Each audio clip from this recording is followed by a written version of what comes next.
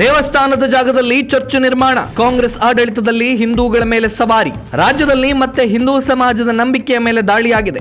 ದೇವಸ್ಥಾನಕ್ಕೆ ಮೀಸಲಿರಿಸಲಾಗಿದ್ದ ಜಾಗದಲ್ಲಿ ಚರ್ಚ್ ನಿರ್ಮಿಸಿ ಬಹುಸಂಖ್ಯಾತ ಹಿಂದೂಗಳ ಧಾರ್ಮಿಕ ನಂಬಿಕೆಯನ್ನ ಕೆಣಕಲಾಗಿದೆ. ರಾಯಚೂರು ತಾಲೂಕಿನ ಬಿಚ್ಚಾಲಿ ಕ್ಯಾಂಪ್ನಲ್ಲಿ ದೇವಸ್ಥಾನಕ್ಕೆ ಮೀಸಲಿಟ್ಟ ಜಾಗದಲ್ಲಿ ಚರ್ಚ್ ನಿರ್ಮಿಸಿರುವ ಹಿನ್ನೆಲೆಯಲ್ಲಿ ಪರಿಸ್ಥಿತಿ ಉದ್ವಿಗ್ನಗೊಂಡಿದೆ. ಮುಂಜಾಗ್ರತಾ ಕ್ರಮವಾಗಿ ಪೊಲೀಸರು ಸ್ಥಳದಲ್ಲಿ ನಿಷೇಧಾಜ್ಞೆಯನ್ನು ಹೇರಿದ್ದಾರೆ. 2009ರ ಪ್ರವಾಹದಲ್ಲಿ ಸಂತ್ರಸ್ತರಾದ ಬಿಚ್ಚಾಲಿ ಕ್ಯಾಂಪ್ನ ಜನರಿಗಾಗಿ ಸರ್ವೆ ನಂಬರ್ 322ರ ಜಾಗದಲ್ಲಿ ಖಾಸಗಿ ಕಂಪನಿಯೊಂದು 132 ಮನೆಗಳನ್ನು ನಿರ್ಮಿಸಿತ್ತು.